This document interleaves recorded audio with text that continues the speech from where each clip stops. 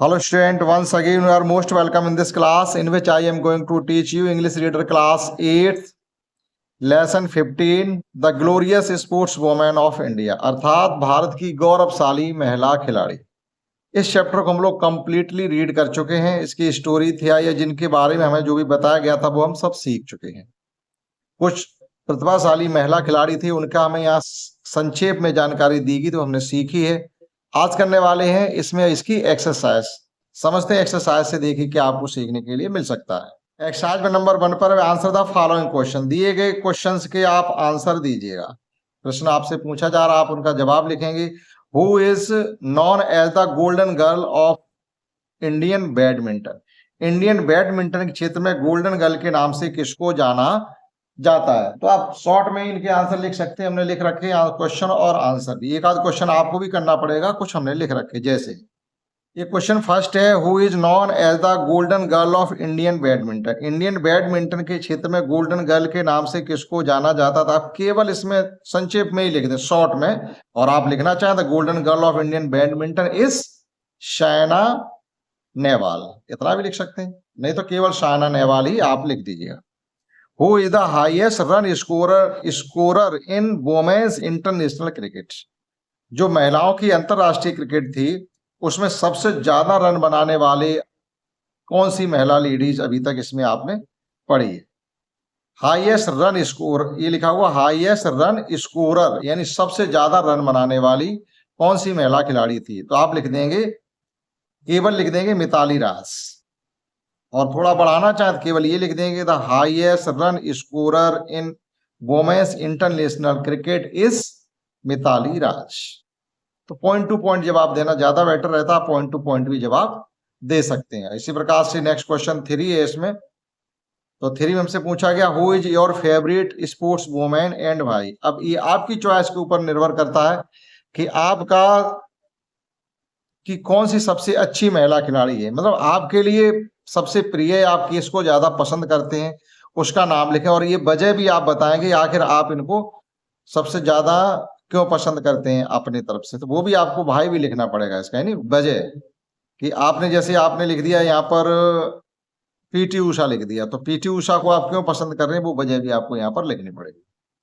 तो वो आपका क्वेश्चन हो गया, इसका आंसर आप स्वयं लिखें। क्वेश्चन 4 है, what qualities can be learned on the sports ground? ये कहा गया है कि अब खेल के मैदान में एक खिलाड़ी कौन कौन से गुण हैं जो सीखता है या उसके अंदर डेवलप होते हैं।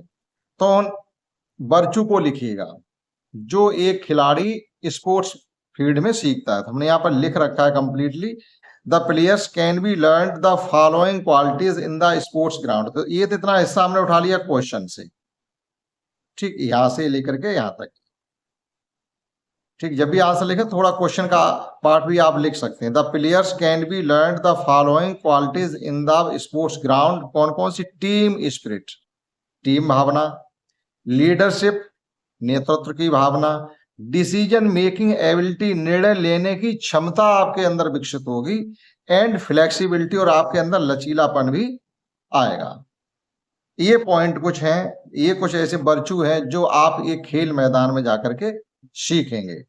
और 5th क्वेश्चन और इसी प्रकार का लास्ट क्वेश्चन इसका है। तो 5th क्वेश्चन हमको गिवन है, what do you do in order to encourage girls to take up sports? अब यहाँ पर हमसे ये पूछा गया कि मान लीजिएगा कि एक लड़की है या आपके घर में कोई लड़की है, तो उसको आप खेल के मैदान में ले जाने के लिए, खिलाड़ी बनाने के लिए किस प्रकार से इंस्पायर कर सकते हैं या क्या कर सकते हैं, ये सब इसमें आप लिखिएगा। तो देखिएगा इसमें हमने अपनी तरफ से 1-2 पॉइंट लिखे हैं। Since childhood we should push up the girl in the field of sports. Starting से ही, बचपन से ही हम बच्चे को थोड़ा पुशअप करें, उसे प्रेरित करें कि किसी खेल के मैदान की तरफ आपका रुझान हो, मतलब किसी खेल की तरफ। भाई खेल मैदान में ले जाओगे तभी तो खेल की तरफ उसका रुझान होगा। किसी कोई एक खेल हो जिसकी तरफ उसका इंटरेस्ट हो जाए। मान लीजिए क्रिकेट की तरफ उसका इंटरेस्ट हो रहा है और बार बार बच्चा क्रिकेट बैट खेलता है, तो आप ये मान के चलिए इसका क्रिकेट में इंटरेस्ट है, तो आप क्रिकेट की चीजें उसे ला करके दें, क्रिकेट दिखाएं, क्रिकेट के बारे में बताएं, क्रिकेट कहीं हो रही है वहां उसको शुरुआत छोटे से ही लेकर के जाएं, तो उसके बारे में उससे जानकारी होने लगेगी और उसका भी मन होने लगेगा खेलने के लिए। ठीक, तो we should buy the toy for her age आप जिस खेल में उसका इंटरेस्ट है वैसे खिलौने ला करके आप उसको दीजिएगा। फुटबॉल में इंटरेस्ट है, फुटबॉल ला के दीजिए। क्रिकेट में क्रिकेट का बैट, क्रिकेट का सेट ला के दीजिए, ठीक है। हॉकी स्टिक ला के दीजिएगा। अगर उसको तैरने की शौक है तो आप यहाँ छोटा सा, जैसे आजकल रेडीमेड के स्विमिंग पूल आते हैं छोटे छोटे बच्चों के, तो स्विमिंग पूल ला के दीजिएगा। तो ये पता चल जाएगा हमारे बच्चे में तैरने की क्षमता है या तैरने में इसका इंटरेस्ट है, तो उसका रुझान तैरने की तरफ चला जाएगा। बहरहाल किसी न किसी फील्ड में उसका रुझान जरूर आपको पता चल जाएगा कि एक बच्चा क्या करना चाहता है, वो स्टार्टिंग से ही पता चल जाता है। लेकिन हम लोग ऐसा करते नहीं है, इसलिए लड़कियां खेल में रह जाती हैं फिर पीछे। आज भी सीधी सी बात है, खेलों में लड़कों का ही दबदबा है, लड़कियों का बहुत कम है। बस मतलब अपने देश में ऐसा है, दूसरे देशों की नहीं कह सकते। ठीक, तो ये थे क्वेश्चन आंसर। आइए इसी एक्सरसाइज में कुछ फिल इन द ब्लैंक्स जो ग्रामर से रिलेटेड क्वेश्चन है उनको भी कर। तो नेक्स्ट इसमें आपको टिक करना है। 4 ऑप्शन गिवन है, एक सही होगा 3 गलत होंगे। तो who among the following, among the following में जो 4 आपको दिए गए इनमें से कौन queen of Indian track and field, queen of Indian track and field के नाम से जानी जाती। जब हमने चैप्टर पढ़ा था तो नाम आया था पीटी उषा का। MC Mary Kom is also known as, MC Mary Kom को दूसरे किस नाम से जाना जाता है, तो हमने जब पढ़ा था तो नाम आया था मिलियंस रुपी बेबी, मिलियंस रुपी बेबी के नाम से भी एमसी मैरी कॉम को जाना जाता है। Who is recipient of Tenzing Norgay national adventure award, ये नाम है। तेनजिंग नॉर्गे भी एक पर्वतारोही हुए हैं, विदेश के थे, जो अपने यहाँ चढ़े आकर के, तो जैसे ये माउंट एवरेस्ट पर, तो उनका नाम भी अपने यहाँ किताबों में आता है। तो who is the recipient of Tenzing Norgay national adventure award किसने पाया अपने यहाँ, तो नाम आया था अरुणिमा सिन्हा का। Who is the highest run scorer in women's international cricket, अभी जस्ट बता ही चुके इस क्वेश्चन को, तो वो तो मिताली राज। सबसे ज्यादा इंटरनेशनल मैचों में ये एक महिला खिलाड़ी है जिन्होंने क्रिकेट में सबसे ज्यादा रन बनाए। और नेक्स्ट क्वेश्चन है इसमें, और नेक्स्ट क्वेश्चन 2 है पावर, वर्ड पावर में आपको match the expression with their meanings. आपको ये देखो बुक से रिलेटेड क्वेश्चन आपका नहीं है, ये क्वेश्चन जो आपको गिवन है ये आपकी जो बुक से मतलब है, जो इस चैप्टर से रिलेटेड नहीं है। जो चैप्टर हमने पढ़ा है the glorious sports women of India, उससे रिलेटेड ये वाला क्वेश्चन आपका नहीं है जो मैचिंग का गिवन। क्योंकि ब्लैक शीप का मतलब होता है, जैसे नहीं हम लोग गाली गलौज बच्चों को देते रहते, निकम्मा, मक्कार, कुछ करता नहीं है, निठल्ला, तो ऐसे बच्चों को या ऐसे व्यक्ति को हम ब्लैक शीप कह सकते हैं। ठीक, तो ब्लैक शीप का मतलब ये है कि आप किसी परिवार में जाइए, लगभग लगभग आपको हर परिवार में एक ब्लैक शीप जरूर मिल जाएगा, यानी एक मक्कारी करने वाला लड़का या मतलब कोई व्यक्ति है। डार्क हॉर्स है। एप्पल्स ऑफ द वन आई, यानी एप्पल्स ऑफ द वन आई, यानी सबको प्रिय लगने वाला एप्पल्स ऑफ द वन आई कहा जाता है। बेड ऑफ रोजेज मीन्स होती फूलों की सैया, अर्थात बहुत ही आलीशान जीवन जीना।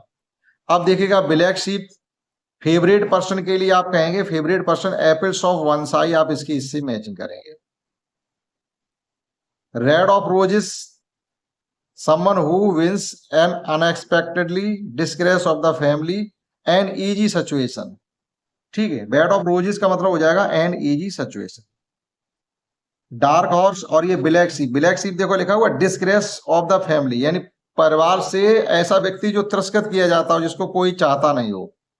अब एक बचा हुआ जैसे dark horse someone who was unexpectedly, ऐसा कुछ जो असाधारण हो, वो आपका डार्क हॉर्स कहा जाएगा। ये मैचिंग हो गई। अब ये आपके इस चैप्टर से रिलेटेड शब्द हैं, इसमें आए थे, तो उन्हीं के यहाँ पर फुल फॉर्म लिखी हुई है, इसमें कोई क्वेश्चन नहीं है, ये आपको सीखना। जैसे AIOA का फुल फॉर्म होता है इंडियन ओलंपिक एसोसिएशन। WBWF का फुल फॉर्म होता है बैडमिंटन वर्ल्ड फेडरेशन। ये बुक में शब्द आए थे, हमने इनकी फुल फॉर्म आपको नहीं बताई। ODI की हमने बताती थी वनडे इंटरनेशनल। ICC की फुल फॉर्म होती है इंटरनेशनल क्रिकेट काउंसिल, अंतरराष्ट्रीय क्रिकेट क्लब कह सकती है, अंतरराष्ट्रीय क्रिकेट परिषद। WTA women's tennis association. ठीक, तो ये इनकी ये संक्षेप है और ये इनकी फुल फॉर्म है। ठीक, समझते हैं नेक्स्ट लैंग्वेज प्रैक्टिस का क्वेश्चन। अब यहां पर हमको गिवन है we use going to when we have the intention to do something before we speak. ठीक, जब हमें कुछ करना ही पड़े, जैसे यहां लिखा हुआ है we use going to when we have the intention to do something before we speak. We use going to make prediction about the future, मतलब किसी चीज का एक तरीके से भविष्यवाणी कर देना, ये है इसका मतलब। अब आपको रखना है यहां पर, जैसे now put the verbs given in the brackets into the correct form of use going to. One is done for you, एक वो कह रहे हमने कर दिया, जैसे इट रेन है तो it is going to rain, इसका मतलब है वर्षा हो सकती है या वर्षा होगी, या वर्षा it is going to rain ये भी कह सकते हैं वर्षा होने वाली, ठीक है। तो दे ईट एप्पल्स, तो they are going to eat apples, they are going लिखेंगे, दे आर, क्योंकि दे आया तो यहां आर आएगा, दे आर गोइंग टू, और अब लिखेंगे eat. We help, we are, sorry we are going to helping to you, we are going to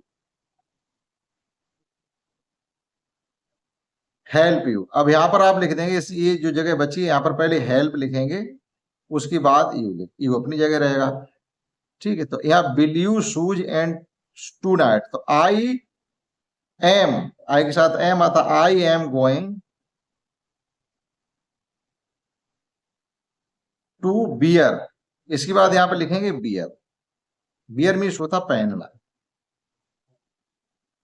it is 8:30 PM, you are going to miss your train, you are going to miss your train, मतलब आप अपनी train को miss करने जा रहे हैं, ठीक। तो ये फिल इन द ब्लैंक्स हो गया, ये ग्रामर से रिलेटेड क्वेश्चन है। नेक्स्ट इसमें गिवन है हमको, पहले उसके बारे में पढ़ेंगे, read and understand. Preposition through, ये थ्रो होता प्रीपोजिशन, ऐसे शब्द जो किसी नाउन या प्रोनाउन से पहले लग करके उसका अर्थ बदलते हैं, वो एक तरीके से प्रीपोजिशन होते हैं। Implies entering the middle of the something and then going through other sides. अब ये थ्रो का यूज कहाँ करते हैं वो यहाँ बता रहे, implies entering the middle of something and the going out of other side, आप किसी चीज के अंदर से होकर के जा रहे हैं, ठीक है, तो आप थ्रो का यूज करेंगे। और एक्रॉस का यूज कब करेंगे, preposition implies for the one side to the other side of a place और एरिया, एक साइड से दूसरे साइड की डायरेक्ट बात कही जाए किसी एरिया की या किसी जगह की, तो आप एक्रॉस की बात करेंगे। जैसे और जैसे नदी, जो पुल होता है एक तरफ से दूसरे छोर तक जाता है, तो वो एक्रॉस हो जाएगा। अब आप किसी घने जंगल से होकर के गुजर रहे हैं तो थ्रू का आ जाए, ऐसे मान के चलिए आप। तो यहाँ देखो लिखा, he looked through the window, उसे खिड़की के अंदर से देख रहा था, तो थ्रू द विंडो कहा जाएगा। तो वहां कोई यहाँ पर एक साइड से लेके दूसरी साइड की बात नहीं की गई खिड़की में, तो थ्रू का यूज किया।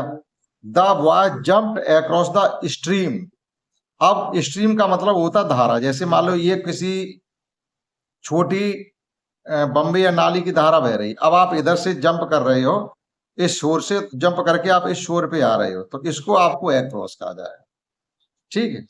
तो इसी प्रकार से थ्रू और एक्रॉस का यूज करने के लिए आपको कुछ सेंटेंस यहाँ पर गिवन है। Now complete the following sentence using through और एक्रॉस। जैसे बी स्वाम द रिवर, मतलब यहां लिखा हुआ है नदी तैरे हैं, तो अब नदी तैरे का मतलब अब नदी घुस कर गए हैं, तो क्या हो जाएगा, ठीक है। तो B swam through the river, और आप नदी जंप करके अगर जाते तो एक्रॉस आता। Be walked through the forest, यहां भी थ्रू आएगा। द ट्रेन वाज पासिंग, ये आप टनल के अंदर होके जा रहे थे, यहां भी लिखा जाएगा the train was passing through the tunnel. There is a bridge, अब देखो ब्रिज है, एक पॉइंट से एक साइड से लेकर के किसी नदी के दूसरी साइड तक ब्रिज जाता है, तो there is a bridge across the river, यहाँ अक्रॉस आएगा। They walked to the other side of the street, they walked across to the other side of the street, यहाँ साइड की बात की गई है तो आपको अक्रॉस लिखना पड़ेगा, ठीक है। यहां पर आपको they walked through the other side of the street, through भी आ रहा है लेकिन इसमें आप अक्रॉस ज्यादा बेटर रहेगा, तो इसमें भर दीजिएगा बी स्वाम, हमने नदी पार की, देखो अक्रॉस भी, बी स्वाम अक्रॉस द रिवर, ठीक, बी स्वाम अक्रॉस द रिवर। अब थ्रो इसमें क्यों बनेंगे, क्योंकि हम उसमें नदी में तैर के जा रहे हैं। जैसे जंगल को कूद के थोड़ी जाते, जंगल को अगर हम छलांग के जाएंगे तो एक्रॉस लिखना पड़ेगा, नदी पार करते हैं पुल से तो एक्रॉस लिखना पड़ेगा, लेकिन जब आप उसकी इंटरिंग होकर के जाएंगे, घुस करके जाएंगे, तो फिर थ्रो ही लिखिएगा, we swam through the river, we bat through the forest, the train was passing through the tunnel, there is a bridge across the river, they walked across to the other side of the streets.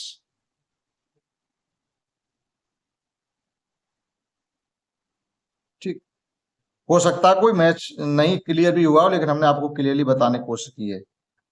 ठीक, तो इसमें जो है आपका थोड़ा और पढ़ने के लिए, उसके बाद जो एक्टिविटी वाला है वो आप स्वयं करेंगे, उसको नहीं करना। National sport day celebrated throughout India on August 29 to make mark major Dhyanchand birthday. Major Dhyanchand के बर्थडे को हम राष्ट्रीय खेल दिवस के रूप में मनाते हैं, जो कि 29 अगस्त को हर वर्ष मनाया जाता है। मतलब राष्ट्रीय खेल दिवस अपने देश में हर वर्ष 29 अगस्त को मनाया जाता है। ये 29 अगस्त क्यों रखा गया, क्योंकि इसी दिन मेजर ध्यानचंद, जो कि हॉकी के बहुत ही प्रसिद्ध खिलाड़ी थे, उनके जन्म दिवस को ही हम राष्ट्रीय खेल दिवस के रूप में मनाते हैं। He is referred to as the wizard for the incredible hockey skills. देखो लिखा हुआ हॉकी स्किल्स।